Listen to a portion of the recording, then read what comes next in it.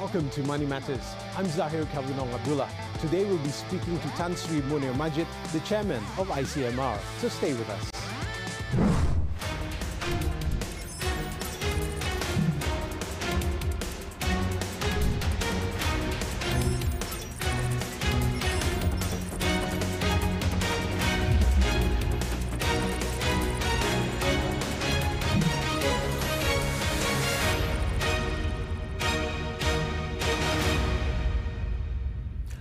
Thank you for joining us on Money Matters. Today, Chairman of Institute for Capital Market Research Malaysia, ICMR, Tan Sri Dr. Muhammad Munir Abdul Majid, is now joining us virtually from London. Welcome to the program, Tan Sri. Thank you. Thanks for having me. Now, Tan Sri, the appointment of the cabinet by Prime Minister Datuk Sri Ismail Sabri, how do you view this, as some analysts have said that they welcome it because there is some continuity which is needed for some of the ministerial posts? Well, yes, I mean, there are some chinks of light in respect of the cabinet. I mean, you mentioned continuity. Yes, there is. At the same time, there are some bit of minor reshuffling, which is very good. For example, the appointment of the Minister of Health, who has shown some achievement in terms of vaccine sort of acquisition. I think the retention of the Minister of Finance, who has also been very professional. At the same time, he has made a pre-budget announcement, which is very good at first, sort of talking about certain things like raising the debt ceiling and so on, but there are a few other things that still need to be discussed. I mean, the appointment of the Minister of Foreign Affairs, a new minister who has set up a foreign policy consultative council, which is a good thing, and even the retention of the MITI minister, which gives a continuity in terms of our efforts to get greater investment and to ensure the operations of our industries in this very difficult time we're going through. So there are these chinks of light, no doubt about it, but I would like to also say the cabinet is far too large. Therefore, there's a question about the efficiency, and some of the ministers may not be performing. Again, a question about efficiency and cost.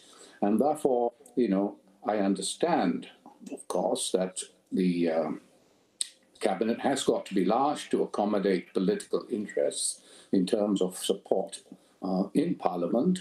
And indeed, I mean, GLC appointments were made on that basis. And so these things are happening.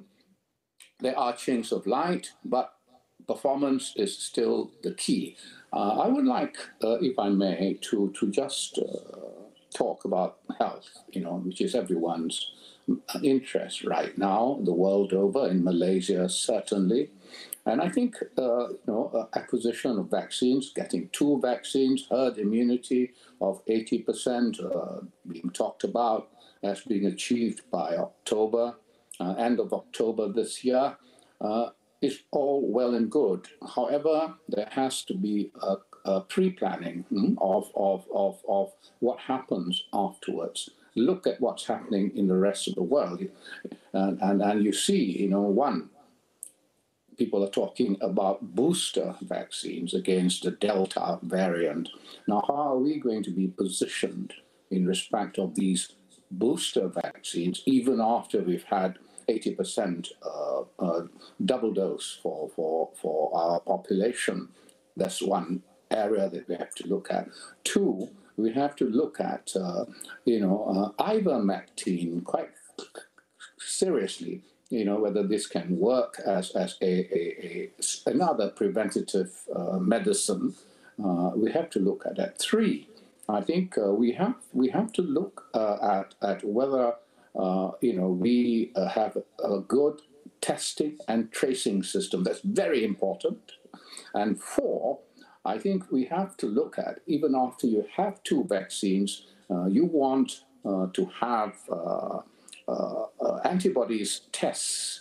So even if you showed someone vaccine passport. They might want to see an antibodies test, not just a PCR test, an antibodies test, which tells you, how resistant you are to COVID, Kuman, the COVID germs, and so on. So there's a lot of things to look ahead to plan for, which should be done. So this applies to most other ministries, economy, both the EPU, conceptual type economy, and the MOF implementation, looking at the finances type economy. And as I mentioned, in terms of foreign policy, the interrelationships with domestic and foreign affairs. So there's a lot of work to be done. There are 3 or 4, as you said, chinks, as I said, chinks of light, you said continuity. There are those things, we recognize them, but there are certain weaknesses also in terms of size of the cabinet, in terms of the cabinet carrying excess baggage. Therefore, right, there has to be ways and means to ensure, that the cabinet functions. I mean, we have senior ministers, for example. I do not know exactly what they do, rather than, they are a kind of a term to keep various parties in the coalition. It is still a Perikatan Nasional government, actually, happy to keep them happy. But I think what we need is coordinating ministers. Can we just look at the 8 packages now? To help the Prime Minister. Can we look at the 8 packages now? Because the continuation of the 8 packages under the Finance Ministry, like Penjana, Pemulih, and Cendana, again, in your view, would new packages be needed, or should these programs just be enhanced? No, I think the 530 billion, sort of what the government's put down, was absolutely necessary. But if you look at the 530 billion, is not all of it is coming out of, not all of it is new spending, I think they should have to look at what new spending still needs to be done. I would throw everything, do what is necessary to keep the economy going and to keep the economy growing. I think, okay, we are worried about the budget deficit, and it's already bust to 4%. We're worried about the ceiling, we're talking about it's 58% now. We're talking about, whether it, we should have a 65% ceiling. I would agree entirely with that. I would agree also we should not be fixated with the budget deficit, go 6% or whatever it is. But the important thing is to show, even as we do this spending to keep the economy going and growing, we also look at our tax base, our revenue base. I know there's a lot of talk about the GST. I know the minister has said we are not looking at the GST now, but we're just looking at how to get the economy moving. But I think markets and rating agencies want to look at what you're doing in terms of your revenues. And I think it's important to indicate that we will give attention to raising revenues. But raising revenues by looking at greater efficiency alone is not good enough, i.e. people come, they must have a certificate of Inland Revenue, up-to-date tax payments and so on, but that's a bureaucratic thing.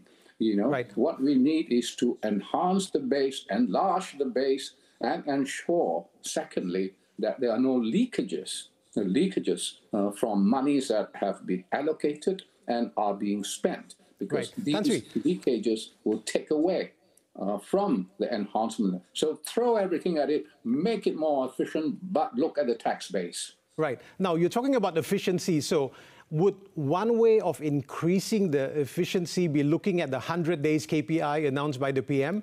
Do you think this is a good move to spur the ministries, despite the fact that some ministers, like you mentioned just now, were already holding the same portfolios under the old administration?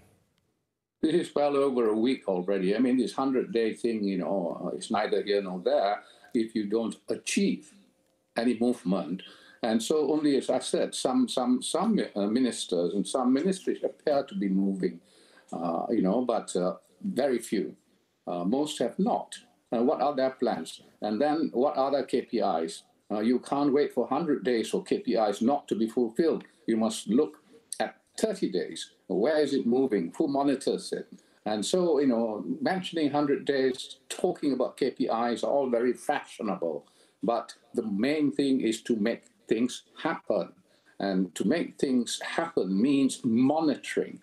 And it also means coordinating at the higher level. As I said, I think we do need a coordinating minister to make sure things happen, especially as between the economy and health. And therefore, there is a lot that needs to be done. Now, consultation has taken place. The government says it will consult and so on. But sometimes you have meetings and meetings and meetings. What happens after that? What is followed through? Right. Tan Sri, I have to interrupt you here. We've just got to go for very quick commercial break. And when we return, we'll get more insights from Tan Sri Munir Majid in just a moment. So stay with us.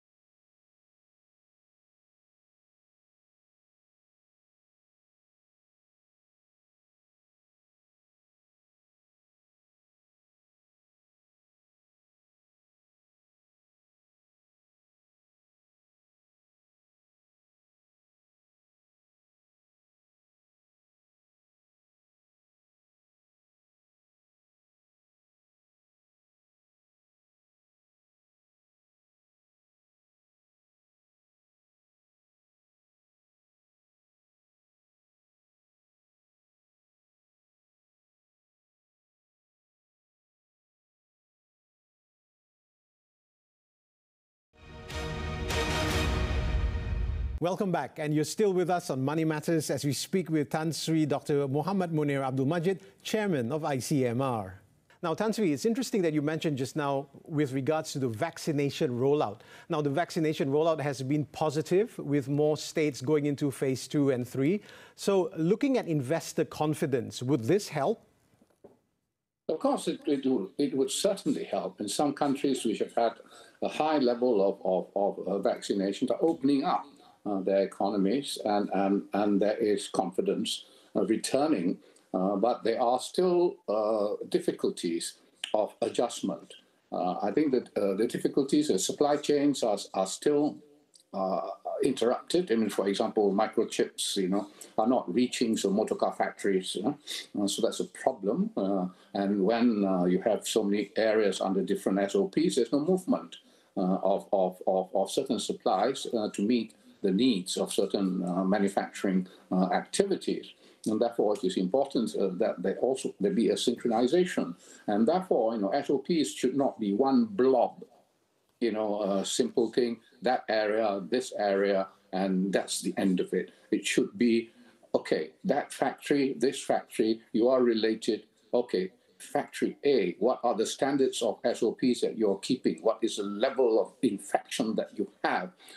And what corridors can be formed from factory A to factory B? What are the standards that they can maintain those standards, get a guarantee from the professional management about those standards. So you have to keep, this will give confidence when you have a more granular method of enforcing and defining SOPs rather than just a kind of blob, sort of very broad brush approach. So you have Right. to have this certain fineness and fineness.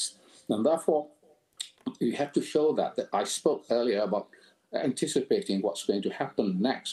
And so you show that you're on top of what could happen next. Of course, there's going to be an imponderable, something totally unheard of is going to happen, but you show an ability to move fast against such happenings. I think I was also going to suggest this is also the time, for the civil servants to come out, to show what they can do.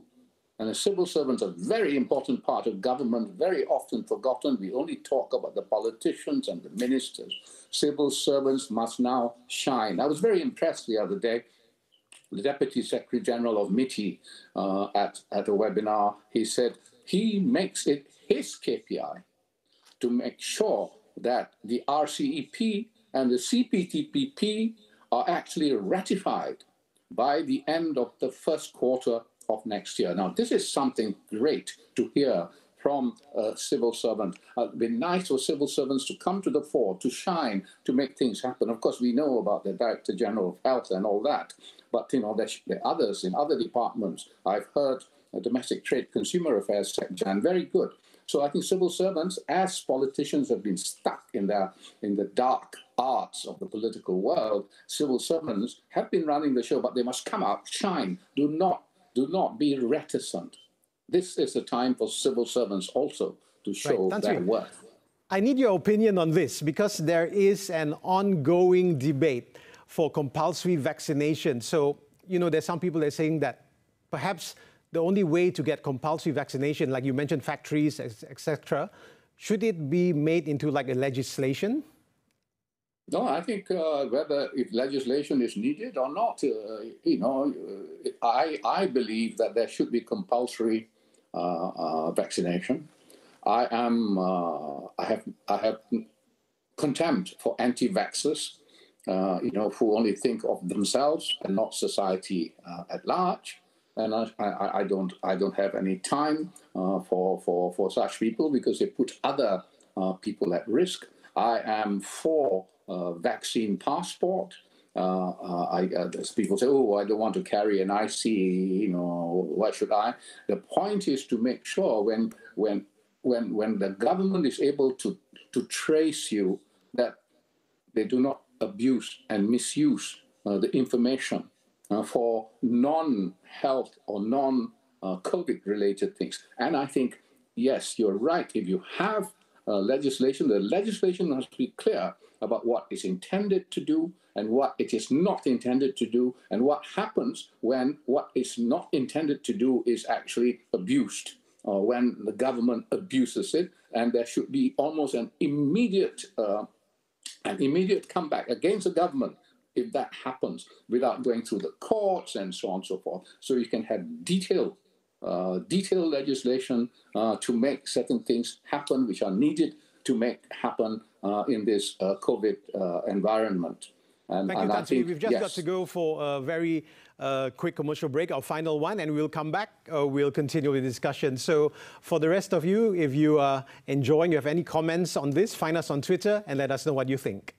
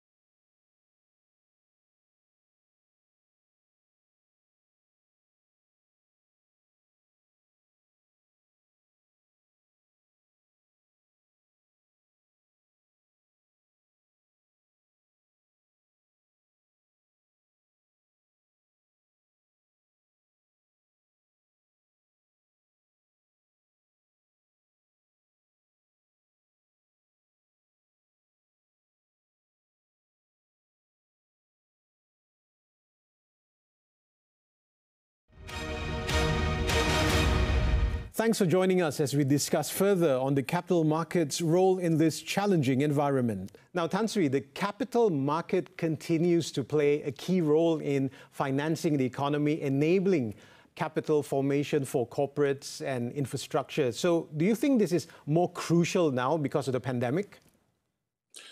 Well, we have the financial market and we have the capital market, and a lot of the financing comes also from the banks and financial institutions. And as you know, we have ample liquidity in our system, in our financial system, to finance the growth. The question is whether investments will be made. It comes back to your question about confidence in investment, or whether new monies are going to come in, FDIs are going to come in. Comes back to your question whether there's going to be confidence in the economy. And therefore, the capital market is also a means by which, you raise capital to actually fund and finance economic activity. And of course, not all of the capital markets is evidently in doing that, I mean, for infrastructure in the past, when I was the Securities Commission chairman a long time ago, I mean, infrastructure project listing was one means by which you get infrastructure going, but it is not the equity market alone that does it, but you do it through the equity market, and later on, bankers are interested in giving you the funding because there's an exit, not totally of the lending, but a little exit out for them to cash out from those companies. So there is this relationship between the capital markets and economic activity. At the same time, there is also a kind of a disjoint between capital markets and economic activity per se, because as you know, there's so many different types of markets. Digitalized markets have come out. There are sort of assets like bitcoins, which are an alternative asset, to equity, to equities, to bonds, and it's like a gold bullion. It creates its own market. What does it contribute to economic activity, you might ask? I mean, the main contribution is those who get rich out of those markets may invest or certainly may consume, spend money, and therefore get the real economy going again. But I think the main part about channeling funds to the economy must not and must never be forgotten. And that's point number one. Point number two, again, I look back, when I started the Securities Commission, we moved the capital markets away from merit-based regulation to disclosure-based regulation. Disclosure-based regulation means the government doesn't mollycoddle you, it doesn't protect you. You make the decisions, but based on timely disclosures. And therefore, the regulator must make sure these disclosures take place. And those who make decisions, investment decisions, must be literate, financially literate. We do a lot of work at ICMR to make sure the level of financial literacy is uplifted. If you look during the pandemic, actually, there was a surge of retail investor activity on Bursa. Why? Many of them got the excess money from the moratorium, individuals, and they used the money on Bursa. And Bursa, there was huge increase in trading on the Bursa. And of course, there are things like robo-advisory offerings now. So that, but you must understand, you must know what you're getting into. And what you get into, you can get your fingers burned because these are not guaranteed funds, unlike bank deposits.